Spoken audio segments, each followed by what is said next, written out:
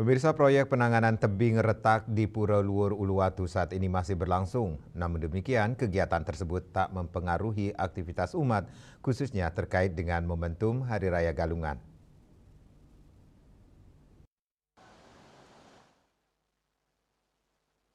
Ketika ditemui di Utama Mandala, Pura Luhur Uluwatu, Desa Pecatu, Kecamatan Kuta Selatan, Badung, pada Senin 23 September 2024, pemangku pemucuk Pura Luhur Uluwatu Jeromangku Gede Wayan Sentana menyampaikan, jelang Hari Raya Galungan, persembahyangan di Pura Luhur Uluwatu tetap dilakukan seperti biasa atau tidak ada hambatan, meski ada proyek penanganan tebing retak Pura Luhur Uluwatu.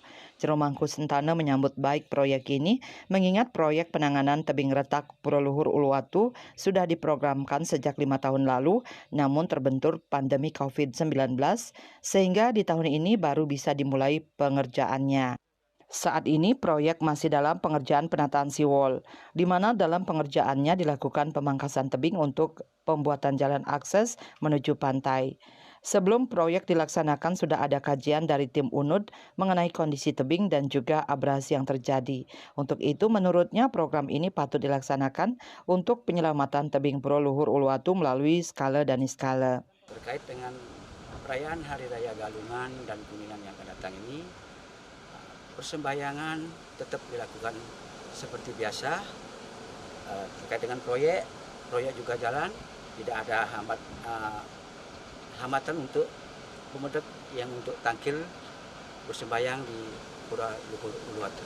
Proyek ini sebenarnya sudah hampir 5 tahun yang lalu sudah kita ada program, terbentur dengan adanya COVID mungkin waktu itu, jadi tidak bisa dilaksanakan.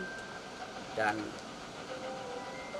awal kemarin ini, tahun ini sudah kita mulai proyeknya dengan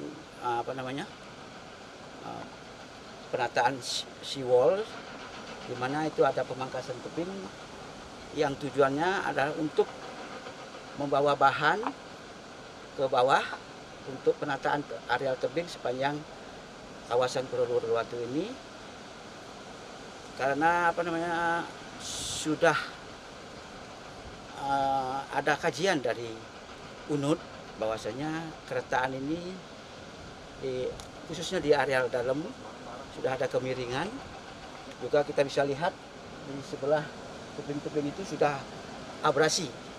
Jadi saya kira program ini patut kita laksanakan secara skalanya, sekarang nisnya tetap kita juga, beliau yang maha tahu.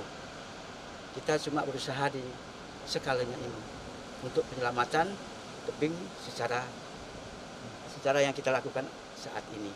Jeromangku menjelaskan sebelum dilaksanakan proyek tersebut telah dilaksanakan matur piuning dan pekelem untuk memohon agar proyek ini berjalan dengan lancar.